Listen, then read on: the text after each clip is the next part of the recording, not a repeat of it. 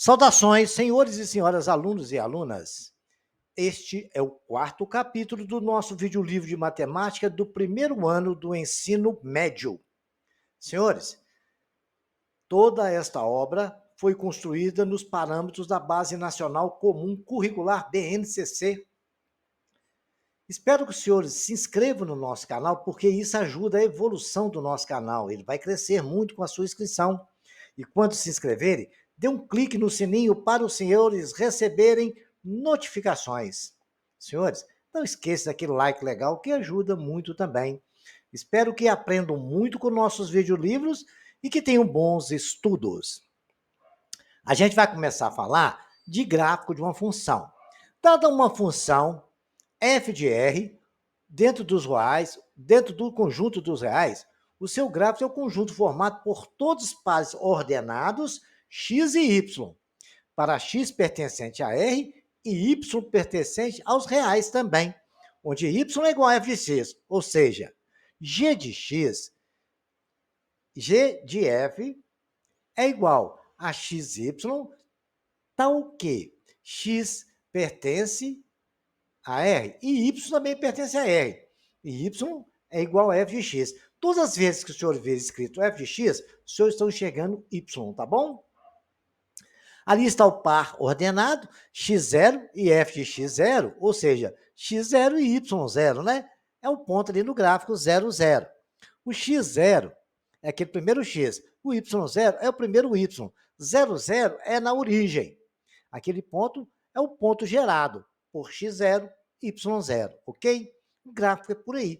Todo par ordenado é representado, já estudaram isso lá no ensino fundamental, por um par ordenado formado entre parênteses, onde à esquerda está o x e à direita é o y, onde x é abscissa e y é ordenada.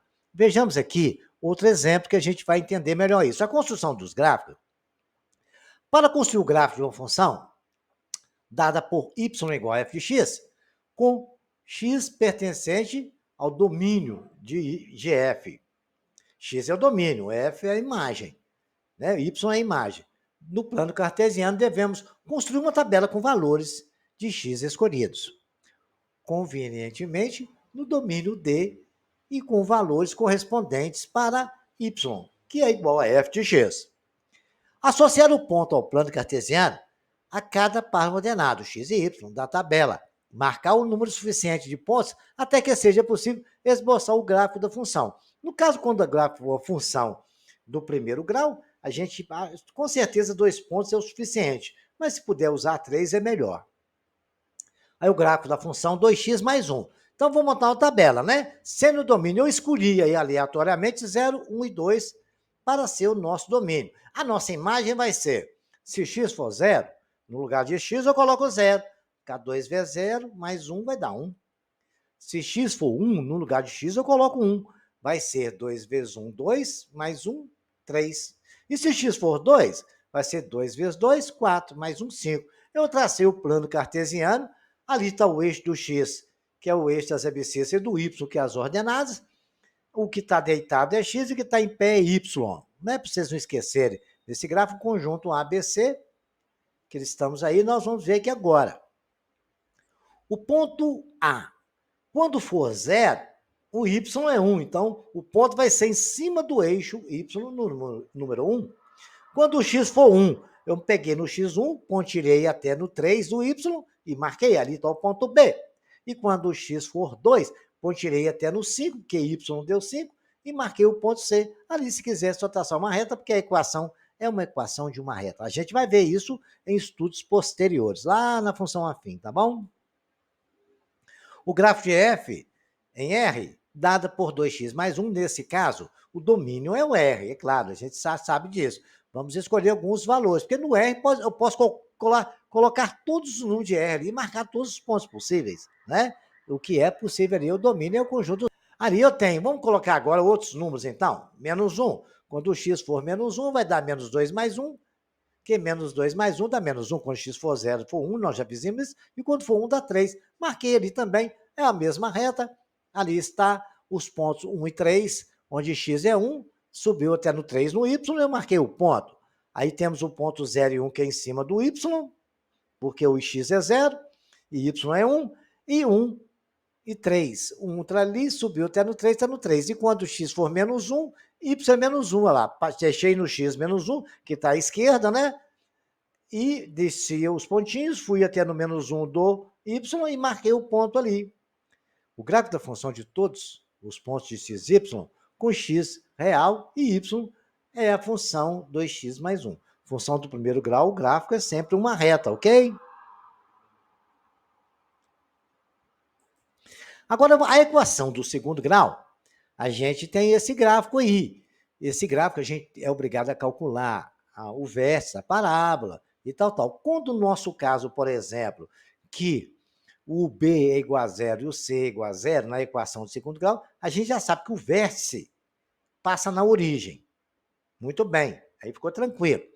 E quando o A é negativo, no nosso caso o A é negativo, a concavidade da parábola é voltada para baixo. Então, já é uma informação que nós aprendemos lá no ensino médio, quando estudamos a equação do segundo grau, o gráfico da equação do segundo grau. Aí vou substituir valores ali, eu coloquei menos meio, né, para ficar mais fácil, elevando a menos ao quadrado, porque quem está elevando ao quadrado é só o x, o sinal negativo não, tá? Ficou menos meio ao quadrado, dá 2,25, mas tem que multiplicar pelo sinal. Certo? Então, x é menos 1,5 e o y menos 2,25. Quando o x for menos 1, y deu menos 1, porque vai dar menos 1 ao quadrado é 1, menos vezes menos 1, menos 1. Então, está lá x menos 1, y menos 1. Quando o x for 0, o y é 0. Por isso que passou na origem, tá vendo? x0, y0. Quando o x for menos 1, 1 também vai ser menos 1, porque vai ser 1 ao quadrado dá 1 e tem um sinal. O sinal lá não está elevado ao quadrado. Então, x1, y menos 1.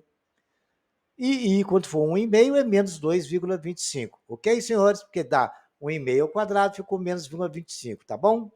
E lá o menos não está elevado ao quadrado, lembrando isso, senhores. Agora só marca aqueles pontos lá.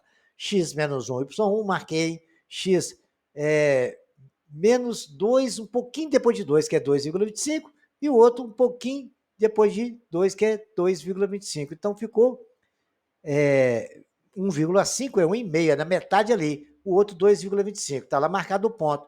A mesma coisa como tem a reciprocidade, ali nós temos, quando o x for 1, y é menos 1, está lá marcado. No x1 desceu no y menos 1, marcou o ponto. Quando o x for 1,5, ele vai ser menos 2,25. Aí está a nossa concavidade voltada para baixo. É uma parábola, a curva contém todos os pontos obtidos em x igual a y menos 2, e o gráfico da função dessa curva chama-se parábola. E tem outras formas de descobrir que a gente vai estudar isso na função quadrática. Às vezes não precisa nem fazer a tabela.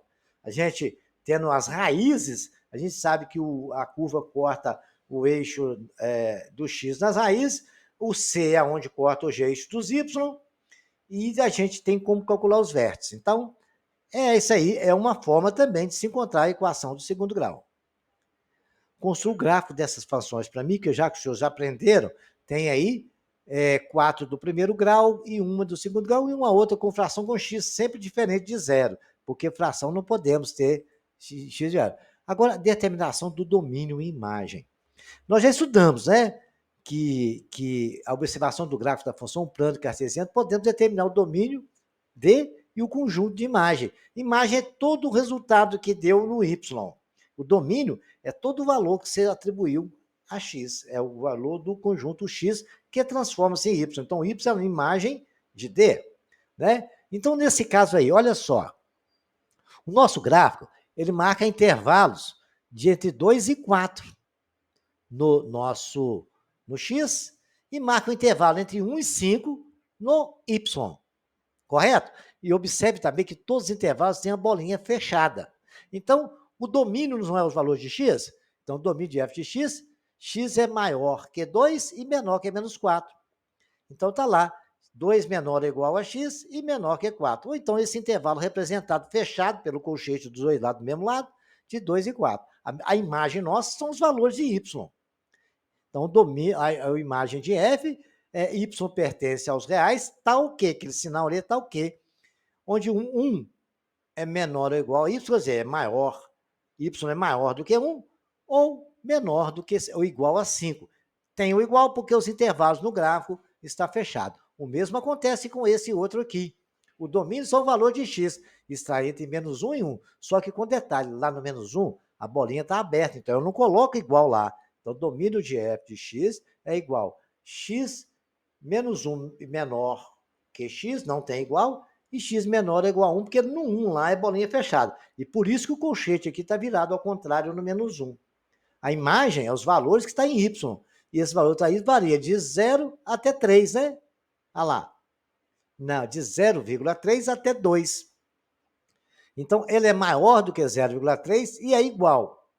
E menor do que 2. Então, 0,3 menor ou igual a y e menor com 2. Não tem igual ali. E o intervalo no 2 também é aberto, como mostrou o nosso colchete. Vejamos aqui essa função, se ela é crescente ou ela é decrescente. Ela é crescente, e eu vou explicar aos senhores por quê. Observe o gráfico da função de R em R, dada por f de x igual a 2x mais 1. É uma reta. A gente sabe que a equação do primeiro grau sempre é uma reta. Dizemos que essa função é crescente, pois quanto maior o valor de x, maior será o valor correspondente a y. Então, uma função é crescente, quanto maior você coloca o valor de x, y aumenta. Se você aumentar o valor de x e o y diminuir, ela é decrescente, ok? Não esqueçam dessa aí, que é uma informação importante. A gente já está começando a aprender coisas que vamos estudar lá na frente. Observe agora a função dessa equação menos x2, que é a parábola que nós estudamos lá, né? Olha só, ela tem várias situações. Ela é crescente para x menor que zero. Essa função é crescente, olha lá. Todas as vezes que x for negativo, ela vai aumentando. Ela é decrescente quando o x é maior que zero. Todas as vezes que x for maior que zero, ela vai diminuindo.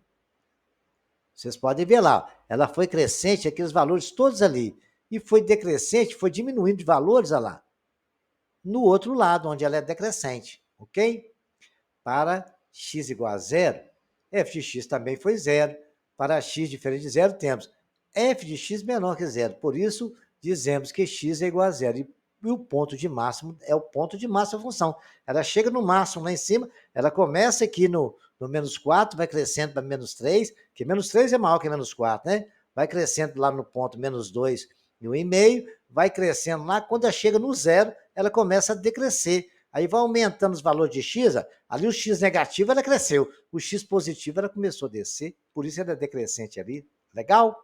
Simples, não tem muito segredo. É só observar o gráfico. Se aumentou o x e diminuiu y, é decrescente. Essa aqui é crescente até num certo ponto. Para x igual até x igual a 3, né? Menor que 3, essa função é crescente. Acima de 3, ela passou a ser constante, olha lá. Todo o valor que você dava para y, o x é o mesmo, então ela passou a ser constante. Quando tiver uma reta assim, todo o valor de x, o y tiver o mesmo valor, é porque é constante. Para x menor que zero, f de x menor que zero. Para x igual a zero, f de x igual a zero. Para x maior que zero, f de x maior que zero. Então ela é crescente, mas ela foi crescente só até no 3. Se x é maior que 3, ela é constante. O gráfico nos mostrou isso através da reta, né? Essa caiu no Enem, esse exercício, certo? O quadro apresenta a produção de algodão de uma cooperativa de agricultores. Muito bem. Entre 1995 e 1999.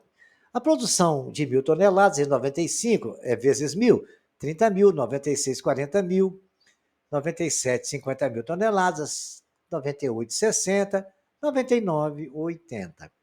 A produtividade é em quilograma por hectare. Ela deu 1.500 kg por hectare, 2.500 kg por hectare, também em 97 repetiu 2.500, 98, 2.500 e 99 cresceu para 4.000. Qual gráfico representa a área plantada no período considerado? Bom, eu vou resolver esse exercício para os senhores, passo a passo, explicando os detalhes. Essa caiu no Enem. Lendo e compreendendo o que é dado no problema, são dados duas grandezas de cada ano considerada a produção em milhares de toneladas e produtividade em quilogramas por hectare. Quilograma por hectare. o que se pede? O melhor gráfico para representar a variação da área plantada ao longo de 5 anos considerados. Vamos planejar a solução, certo? Devemos usar informações da tabela para calcular a área plantada. Quando temos a produção em milhares de toneladas e a produtividade em quilogramas por hectare, será possível obter a área plantada em hectares. Para fazer isso, precisamos compreender a relação entre as grandezas dadas.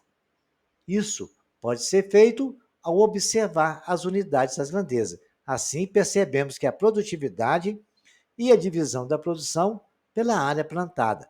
Dessa relação, obteremos a área plantada que precisamos para compor o traçado do gráfico.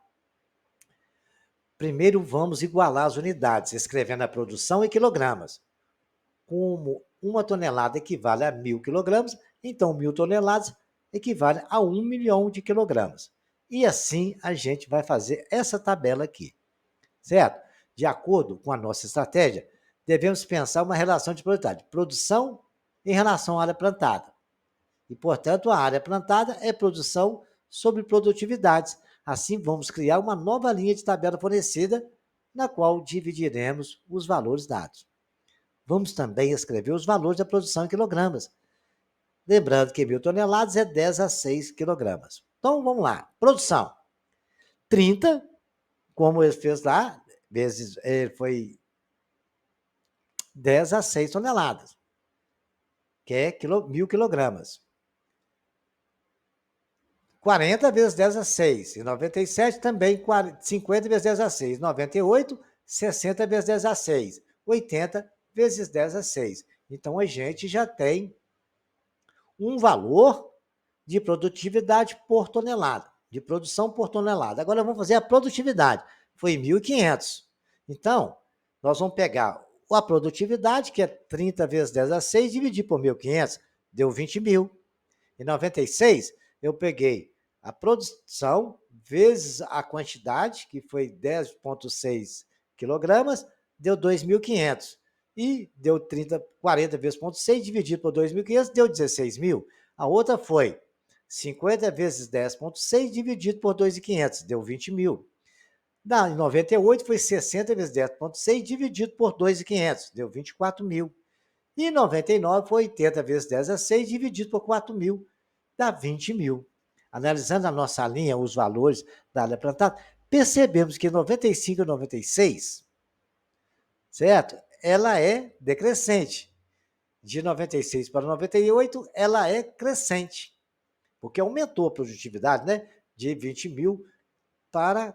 caiu de 96, de 16.000 para 20.000, depois cresceu para 24.000. Correto? É isso que ele está falando. De acordo com a interpretação dos valores acima, observando a significativa do gráfico do problema, percebemos que a melhor escolha é a alternativa A, que eu até vou mostrar para os senhores por quê. Olha aqui, a alternativa A diz as seguintes funções. Vamos voltar lá na alternativa A.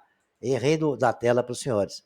A alternativa A, olha aqui, de 95 para 96, olha, decresceu. De 96 já começou a crescer, e de 98 para 99 ela decresceu também, dentro da tabela que nós construímos aqui.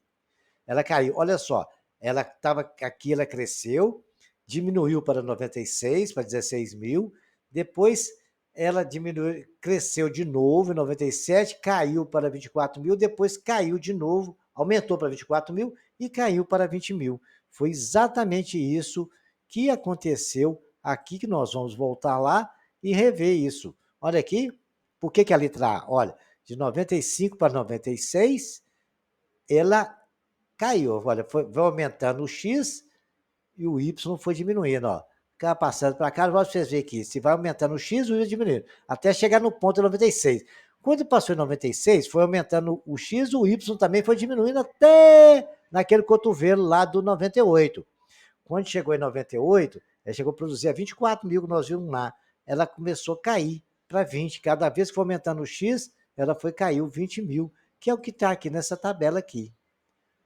É simples, e eu vou passar exercício para o senhor. Esse exercício caiu no Enem.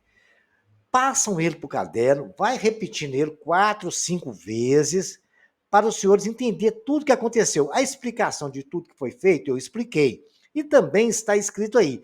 Repitam, tentam entender. E matemática com repetição, a gente aprende, tá? Vão tentando entender, toda dúvida que tiver, vai voltando o vídeo, avança, volta, e vão ver. Copiam, tentam tirar um print aí, colocar tudo numa tela só, ou imprimir, vai ser legal. Agora eu vou deixar um exercício para os senhores. Os gráficos aqui representam as funções e indicam se cada função é crescente ou decrescente. Passa lá no caderno e escreve para a gente, tá? Essa é a questão 2. Os senhores vão considerar esse gráfico representar os... Verifique para que valores reais da função ela é crescente e ela é decrescente. Vão analisando de acordo com o que os senhores tiveram aí. A mesma coisa vai acontecer, tá? Responde nas questões do gráfico. Qual é o domínio da função? Domínio quem que é? O X ou o Y? Qual que é a imagem? É o Y ou o X? Aí vocês vão verificar. Não vou ficar contando também, né? Você não justifica, né? Aqui vocês vão ver esse exercício. Eu vou resolver esse exercício para os senhores, porque aí vocês vão ter um entendimento de gráfico. Como é que o gráfico ajuda a gente a resolver questões? Olha aqui. Para escolher um plano de saúde, uma pessoa depara com duas situações. O plano A cobra 20 mil de inscrição e 50 mil por consulta. O plano B cobra 300 mil de inscrição e R$ 40 por consulta. Determina a função correspondente a cada plano e em que situação o plano A é mais econômico que o plano B. Certo? E os dois planos se equivalem? Mas os dois planos se equivalem? Qual que é melhor? Um aqui ou outro? É isso que ele está perguntando. Então vamos analisar aqui. O plano A, botei de amarelo. O plano A é igual a f de x, que é igual a 50x mais 200. Y, né, que é f de x, é igual a R$50 de entrada, multiplicado por cada consulta. Cada consulta você vai pagar R$50 vezes o número de consulta, mais R$200, que é um preço fixo. É o que eu falou no problema, está aí escrito em cima. O plano B é y igual a R$40 por cada consulta, mais 300 fixo. Então, a variação ali é o x em relação à quantidade de consultas que você for fazer. Então, tá bom. Então, a gente vai colocar lá, ele perguntou assim, nós temos as duas equações. Quando que os dois se igualam? Eles vão se igualar quando o x, uma função for igual a outra. Vai ter um ponto que eles vão coincidir, certo? Se você quer achar um ponto comum entre duas funções de primeiro grau, basta você igualar uma igual a outra, você vai fazer a interseção entre elas e achar o ponto onde elas vão ser iguais. E eu achei, né? Eu coloquei 50x mais 200 é igual a 40x mais 300. Somando o x com x e número com número, ficou 50x menos 40 é igual a 300 menos 200. 10x é igual a 100, x é igual a 10. Feito isso agora, eu vou construir o gráfico das duas funções separadamente, mas no mesmo eixo de ordenadas. Sei lá. Aí que o eixo construiu o gráfico do amarelo. Quando o amarelo x e o y, a equação não é 50x mais 200? Então, quando for zero, não tem consulta nenhuma, você vai pagar só 200. Se você tiver 20 consultas, vou fazer um exemplo para 20 consultas, você vai pagar 1.200. Se você tiver 10 consultas, você vai pagar, vai dar 10 consultas vezes 50, né? Dá 500, mais 200, 700. Legal. Muito bem. Vou botar isso no gráfico. Lá no gráfico, porque de amarelinho, a reta verde. Então, tem lá. Quando o x for 10, vai ser 700. Está lá na nossa tabela. Quando o x for 20, vai ser 1.200. Então, um pouquinho para cima do 1.000. Está lá o ponto amarelo. Ué, vai ser 1.200. Está lá no ponto amarelo, lá no 1.200. Olha lá. Olha o pontinho aí em cima, de amarelo no 1.200. Aí tracei a reta. Agora eu vou marcar a tabelinha do azul. Quando o x for 0, vai ser 40 vezes 0 é 0, vai ser 300. Quando o x for 20, porque lá eu fiz 20 também, vai ser 1.100. Quando o x for 10, vai ser 700 também, porque 40 vezes 10 dá 400, mais 300, 700. Marquei lá, ó. Quando o x for 10, marquei com um pontinho até mais reforçado, botei de vermelho ali, ó, para mostrar para vocês, a setinha mostrando. Quando o x for 10, vai ser 700. Quando o x for 20, vai ser 1.100. Peguei lá 20, fui lá um pouquinho acima do 1.000, deu 1.100, abaixo do 1.200. Quando o x for 10, vai ser 700. Então, olha lá, quando o x for 10, deu 700 nas duas. É por isso que x é aquele ponto de interseção, que é igual. Foi igualzinho. Quando o x foi 10, o valor foi mesmo. Agora, quando o x foi 20, olha lá no amarelo, que passou de 10, o amarelo já ficou em 1.200, o azul já ficou em 1.100. Então, o plano B é muito melhor do que o plano amarelo. O gráfico nos mostrou isso e a nossa tabela. Os senhores repitam esse exercício também para ter entendimento, porque ele é muito importante e mostrando como é que a função afim está no dia a dia da gente. Agora a gente vai ver uma coisa importante, que é a taxa de variação. A taxa de variação de uma função, em qualquer função f de R, em R, quando temos um acréscimo h de uma variável passando de x para x mais alguma coisa, ou x mais h, que eu chamei, né? Há uma correspondente de acréscimo. Quando o x for x mais h, menos f de x no valor da função. Dados o valor de x, da x, e x mais h pertencente a R, onde h é diferente de zero, nós podemos dizer que o número f de x mais h menos f de x sobre h chama-se essa taxa de variação do intervalo de x e x mais h. Aí seria o y, né? Que a gente vai encontrar. Olha lá, f de x mais... Quando o x for h, nós temos f de x mais h. O y vai ser x mais h. Quando o x for x, o f de x vai ser y. É simples assim, né? Então, temos aquele pedacinho ali, é o quê? É x mais h menos h. Correto? E nós temos o quê? F, aquele pedacinho que está ali, é f de x mais h, tirando f de x, porque o f de x vai do zero até f de x. Para ter aquele pedacinho de f de x mais h, eu tenho que tirar o f de x. Olha lá, a setinha lá com as duas pontas do lado da direita. F de x mais h menos f de x. Vale aquele pedaço. É x, tem o zero até x, de zero até x mais h. Eu tenho que tirar o x para me ter o h ali, ok? Isso chama-se taxa de variação. Vamos tentando entender isso, porque isso é muito importante. A taxa de variação média de uma função mede maior ou menor rapidez de variação dessa função em determinado intervalo. Vamos dar um exemplo? Dada a função f de x2 ao quadrado, né, x ao quadrado mais 1, a taxa de variação média dessa função, quando o x varia de 0 até 1, ou f de x mais h menos f de x sobre h é igual a f de 1 menos f de 0. É igual a 2 menos 1 sobre 1, que é igual a 2. Já no intervalo de 1 a 3, a taxa de variação média dessa função é f de x mais h menos f de x sobre h é f de 3 menos f de 1, que é igual a 10 menos 2 sobre 2. Basta substituir esses valores lá, porque dá 3 ao quadrado dá 9, mais 1, 10, menos 2 sobre 2, né? Que é o nosso H. F1. É 9 de F de 1 vai dar 1 ao quadrado, mais 1, que é 3. Como é F menos 1, ficou 2, né? Aí temos assim a função x ao quadrado varia mais rapidamente no intervalo de 1 a 3 que no intervalo de 0 a 1, porque ali deu 4. 10 menos 2 dá 8, sobre 2, 4, ok? Porque f de 1 menos f de 1, olha lá, f de 3 dá 3 ao quadrado, 9. Mais 1, 10. Menos f de 1, né? Vai ser, f de 1 é 1 ao quadrado, 1. Mais 1, 2. E ficou 10 menos 2 sobre 2, que 8 sobre 2 é igual a 4. Viu que ela variou mais rápido no intervalo de 1 a 3 do que no intervalo de 0 a 1.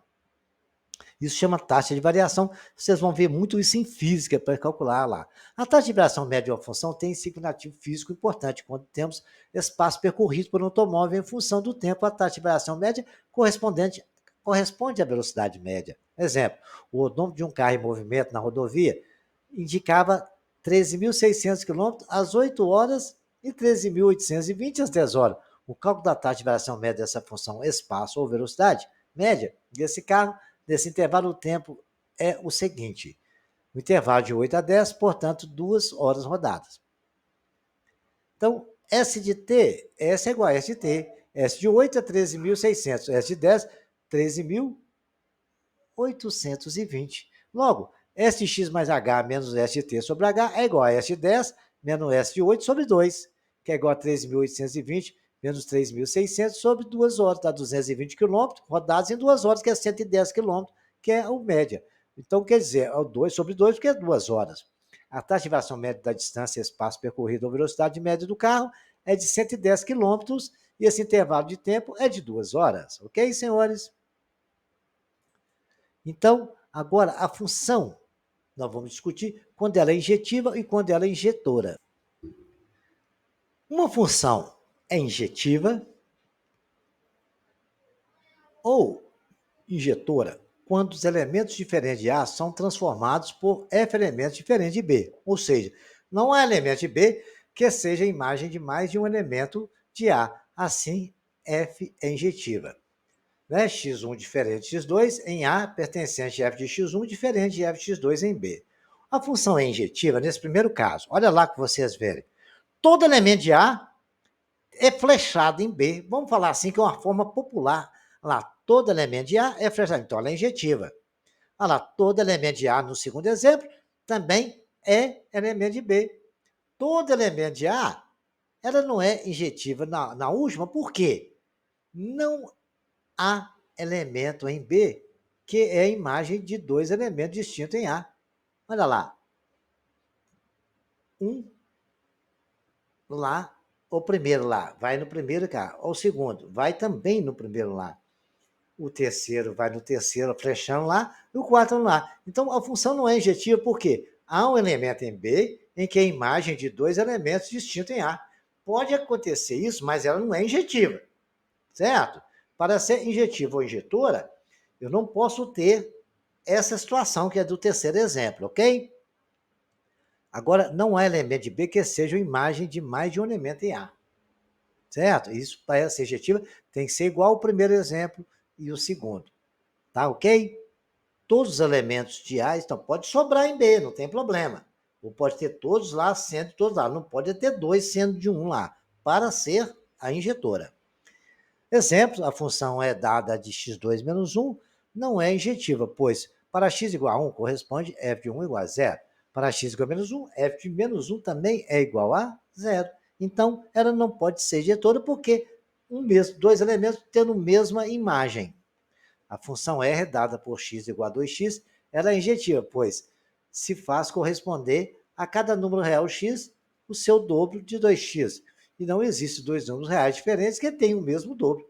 Simbolicamente, para qualquer x1 e x2 pertencente a R, x diferente de x2, x1 diferente de x2, x1 diferente de x2, x2.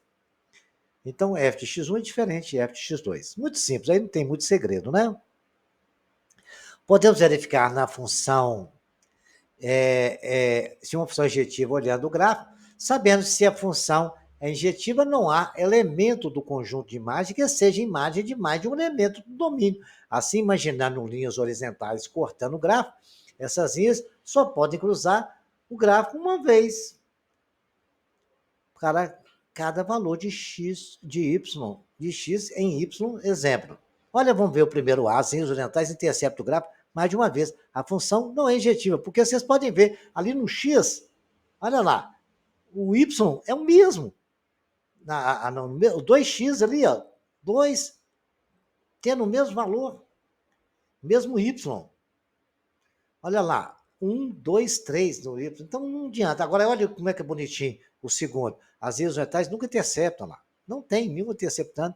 Olha lá, um ponto, outro ponto, outro ponto, outro ponto. Ali não. Nós temos para o mesmo y 2x diferente. Certo? Nós temos ali vários y para o mesmo x. Então, é por isso que ela não é injetiva, ok? A função sobrejetiva ou sobrejetora é quando para qualquer elemento de A pertencente pode ser encontrar elemento x pertencente a A, tal que f de x é igual a y, ou seja, f é sobrejetora quando todo elemento de B é imagem de pelo menos um elemento de A. Isso é quando a imagem é f igual a B. Então, olha lá, todo elemento de x tem uma imagem em B. Então, sobrejetora, né? Ou sobrejetiva. Vocês podem ver lá, as bolinhas, um tem lá, tem até repetindo, mas não tem problema. Ela só não é injetora, ela é sobrejetora. Ok? Lá no primeiro é também, no segundo também é. A outra não é. Por que ela não é a outra? Né? Por que ela não é a outra? Porque tem que ter todos os elementos. Não tem elementos de B sem correspondente. Para ser sobrejetora, todos os elementos de B têm que ter um correspondente em A. Simples, né? Não tem muito segredo, não. A função f de x mais 2 é sobrejetiva ou sobrejetora, para isso todo elemento de R, imagem é um elemento de R. F de x igual a menos 2 no intervalo fechado. Veja lá, f de x igual a 5, x é igual a 3, pois 5 menos 2 é igual a 3. F igual a 0, x vai ser menos 2, porque 0 menos 2 é menos 2. A função sucessora definida por f igual a n mais 1, sucessora que vem sempre na frente, né? Não é sobrejetora. Por quê? Quando for 0, ele tem um n diferente de 0, então essa imagem não vai ter. Então, em outras palavras, dado o zero pertencente a n, não há natural algum que seja transformado em zero pela função f. Isso é o não é sucessor e nenhum número natural. A função r, dada por f de x igual a x2, é sobrejetiva, pois todo elemento de R é imagem de pelo menos um elemento em R. Dada a função, x é igual a mais ou menos raiz de f de x. Observe, todo número leva ao quadrado tem raiz. Né? 9 é a imagem de x, porque x é igual a 3. E x é igual a menos 3. Mais ou menos 9 é 9. A raiz de 9 é mais ou menos 3, né? 0 é imagem, porque mais ou menos 0. 0 não tem sinal, né? 2 é imagem, porque é raiz de menos 2 e raiz de mais 2. A função bijetiva é quando ela é injetiva e é sobrejetora também, objetiva, né? A função bijetiva é se ela simultaneamente for injetiva e sobrejetiva. Quando isso ocorre, dizemos que a bijeção é uma correspondência bionífica de A e B. Então, quer dizer, tem que ter um correspondente para todo lado e tem que ter todos. Não pode ficar um lá no B. E tem sempre um correspondendo lá. Vejamos lá o primeiro, todos estão correspondendo, não sobrou ninguém, nem no A nem no B. O segundo não é injetivo porque ficou sobrando um lá no B. Então não pode. Pode ser se for sobrejetiva, mas injetiva ela não é. Não é bijetiva porque é sobrejetiva, mas não é injetiva. É essa outra aí. Nós temos lá dois elementos tendo o mesmo representante em B, e o mesmo acontece aqui. Não é injetiva e nem é sobrejetora, né?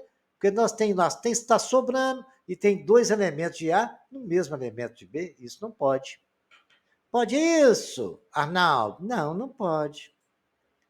Exemplos. A função f de r, dada por f de x igual a 3x, é bijetiva, pois R é simultaneamente bijetivo e sobrejetor. E cada número real contra domínio de R tem um correspondente no domínio da sua terça parte, que sempre existe e é única. A função f de r igual a x mais 1 é bijetiva, pois ela é injetiva e sobrejetiva. Cada número real do contradomínio R tem sempre um só correspondente no domínio dos reais. Esse número, menos 1.